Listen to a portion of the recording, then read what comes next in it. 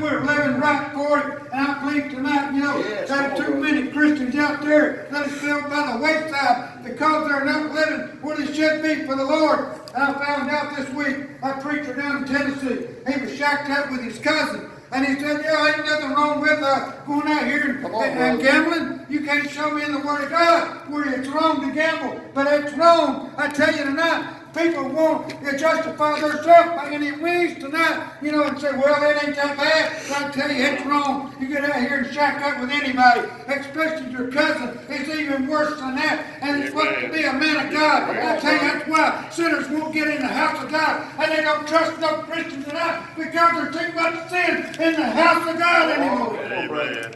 Amen. That's right, brother. People know how people are living.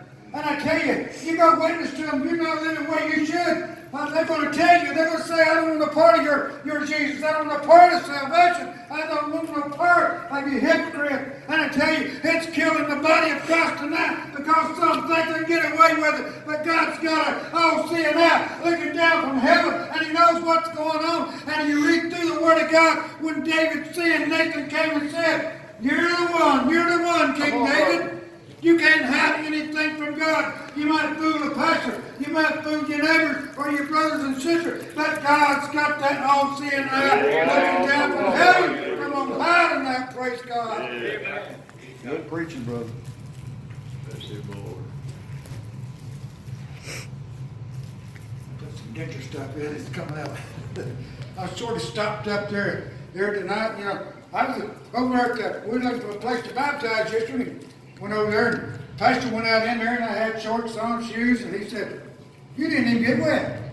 I thought, both of us getting wet, and he acted like he was going to push me out in there. And he said, I'm going to tell Shuri, you sneaked out of that. But it says there, and not be conformed to the world, and be transformed by the renewing of your mind. How are we going to get renewed our mind? We're going to read the Word of God. And then we're going to pray and seek God every day. Maybe, if Daniel had to seek Him 2 or 3 times a day, we need to do that, praise God. And it said, get the Word in you, not believe. It said, let the mind of Christ be in you. And if we do that, we can renew our mind tonight, praise God. But we've got all of these things up there, like the pastor said, all you need is a little grain of mustard seed of faith tonight. But you get all that doubt from the world in your mind tonight, you ain't going to get a touch from God. The devil will tell you, you get prayed for, and you'll get out there and get in your car and get ready to go home. And he said, you didn't get nothing tonight. And that pain maybe will come back a little bit. And I tell you what you need to do tonight. Let's say, devil, I got it. I come up by faith and I got a touch tonight. And I don't care what you say. I'm standing up on the Word of God. And I'm standing up tonight that I've got a faith because my brothers and sisters agreed with me tonight. And I'm leaving here touched and delivered and set free. Praise God. And I tell you, we can keep it tonight if we hold on to what the Word of God tells us to do. Praise the Lord. Yes, preaching, brother. That you may prove that which is good and accept the perfect will of God.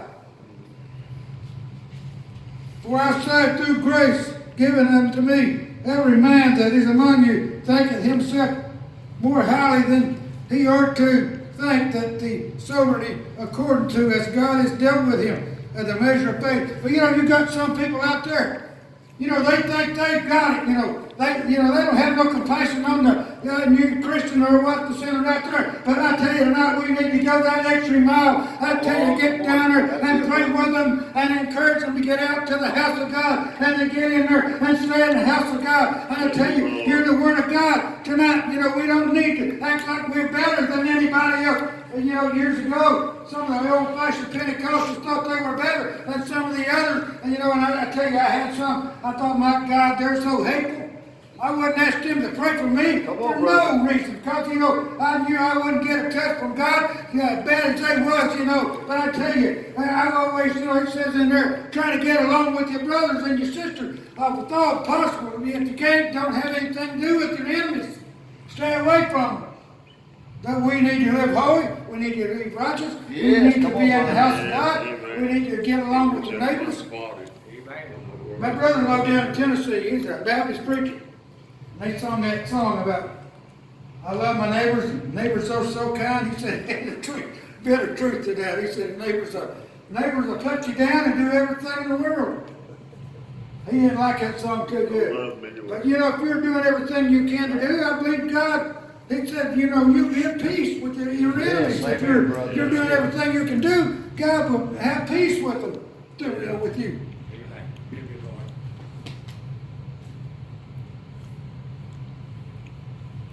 As for many members is in one body, and the members have not the same office.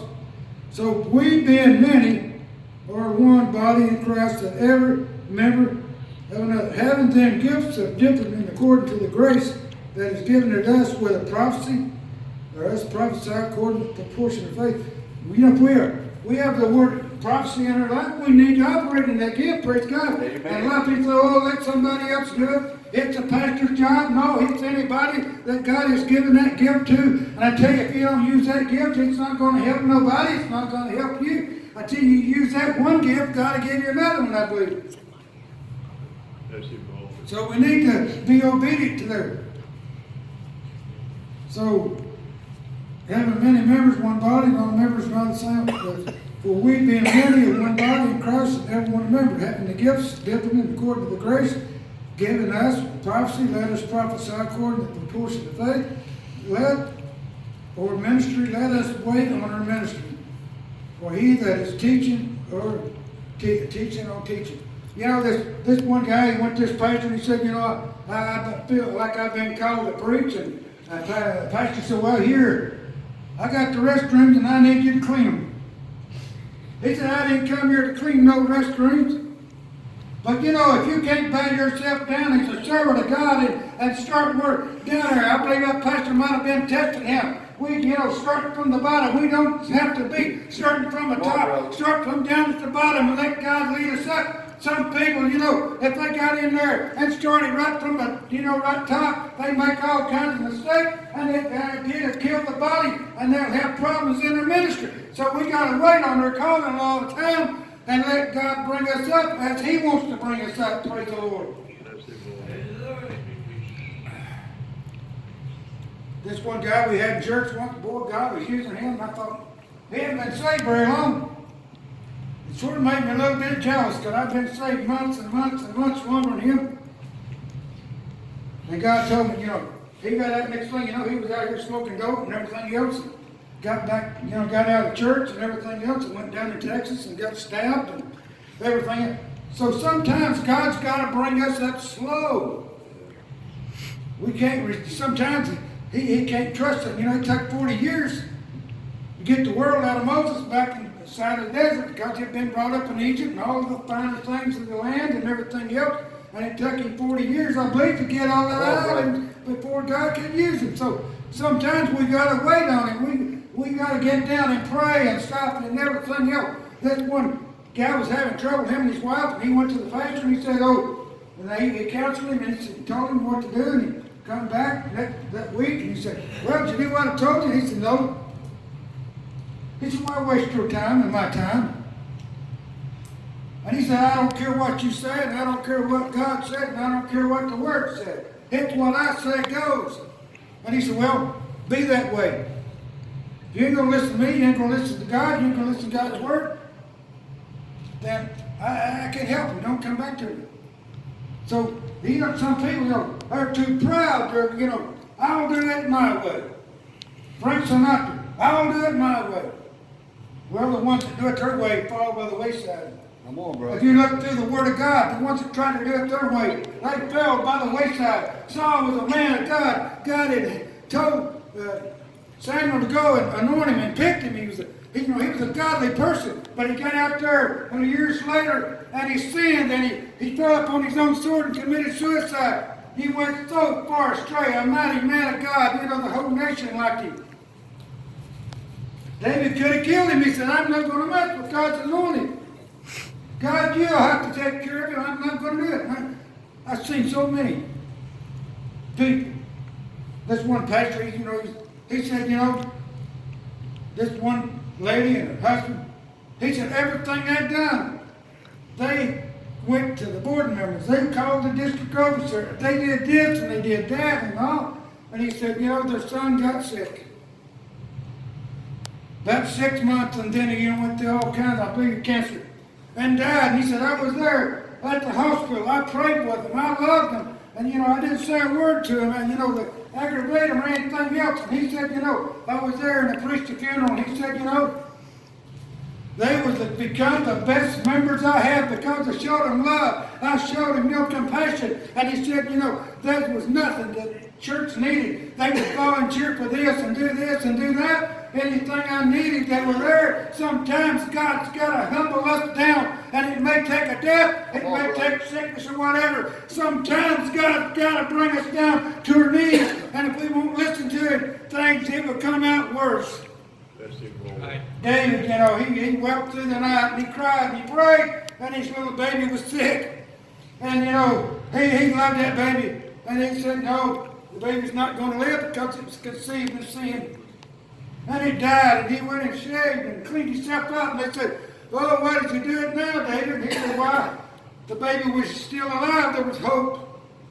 But he can't come back to me. I can go and meet him. And I tell you, that's what we need to do tonight. If we got loved ones in heaven, we need to make that our desire that we're going to meet them in heaven. Brothers and sisters and mom and dad, some of you might have told your mom and dad, I'll see you in heaven, and you've not kept that promise tonight, but I tell you, you need to do it. Hell ain't got nothing for you, but it says hell's enlarging itself tonight, and it's getting bigger and bigger and bigger because people rebelling against God, and they won't repent. God says repent and come, and He's got everything to offer us, but the devil's only got heartache and death to offer us, and he'll dare that plane forever.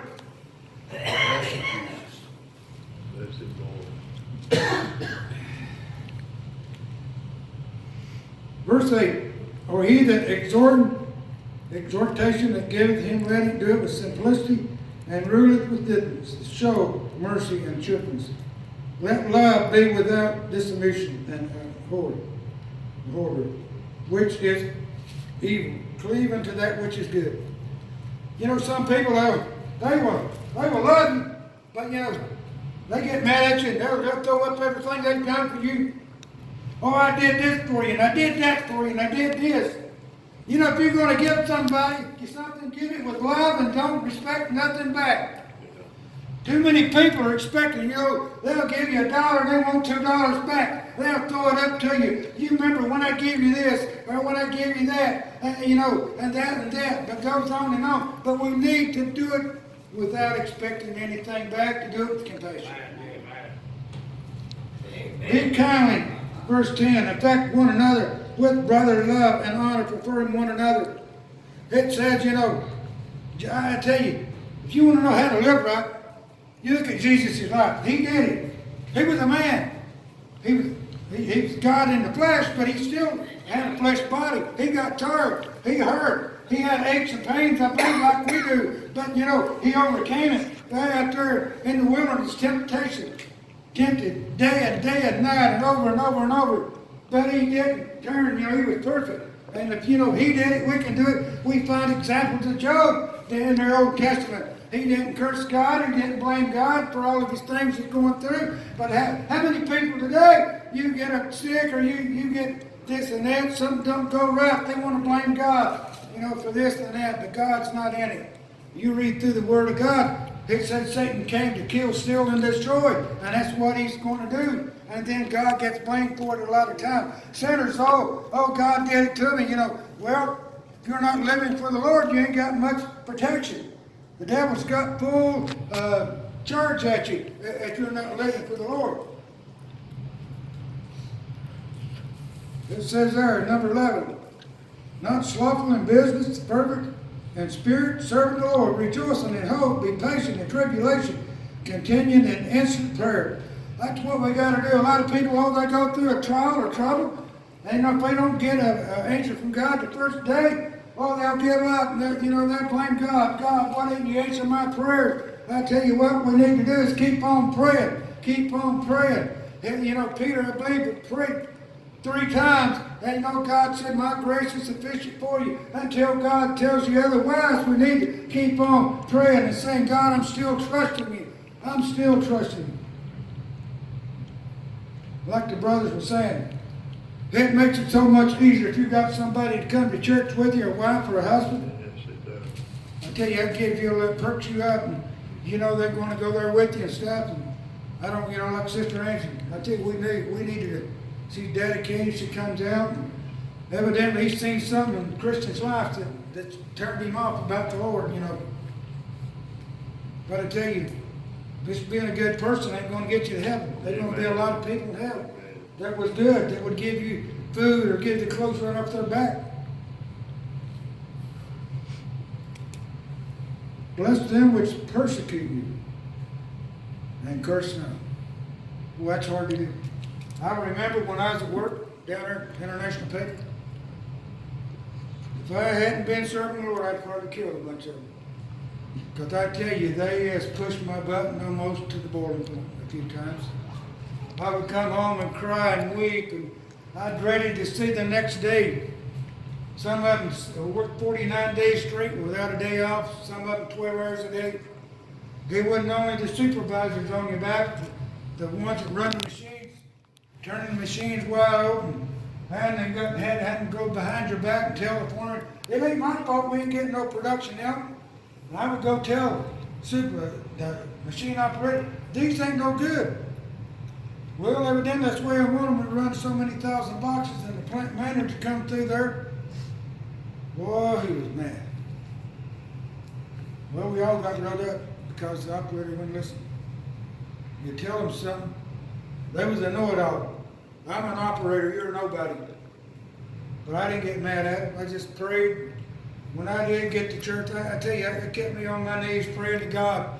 And I tell you, sometimes God's got to try us, you know, before He can use us. And Right. I'd pray, and I'd go to church, and I'd get up there and pray. And I told one pastor, I said, I don't know how much longer I can hold on going through all of this every day, you know, and come home and, you know, and pray, and you know, get the victory, and go back to work and face the same old thing the next day. And I tell you, it was good. I had going through a battle, and sister was sitting behind us, and she says, all right to pray for you and sure? And I said, sure. And I could just sense the burden with me. Hallelujah. And it went. But I tell you, anybody wants to pray for me, they don't have to get permission. I had one lady in church, she said, you think you're the only one can pray? If I needed prayer, I wouldn't let you pray for me. And I thought, my God, you just pushed my button. I wouldn't even go around and talk to her after that. That's what you call high and mighty, so. I'm better than you. And I told the pastor, I said, well, I just won't pray for nobody unless they ask me. And I did.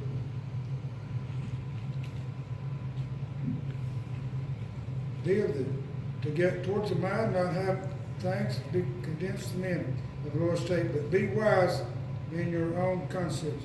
Recompense no man for evil. Provide thanks honest in the sight of all men.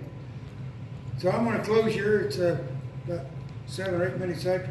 I hope I've said something tonight to encourage you. I tell you, if you're going through a battle tonight, hold on. Amen. There's joy in the morning. And I tell you, if you don't have, you know, just get you a bulletin. Can't sleep, go down that bulletin and start praying for people. Somebody may be going, God used to wake me and sure you up 1 or 2 o'clock now. Tell us to pray for people. They need prayer. They need prayer. And I tell you, if we're prayed up in the Word, God will use us. He will speak to us. He will tell us. Pray for that person. And I tell you tonight, I believe God's got some good things for us here. I believe God's wanting to use the gifts. I believe God's wanting to save souls.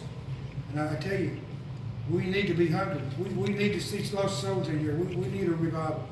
So I'm going to turn it back over to Pastor.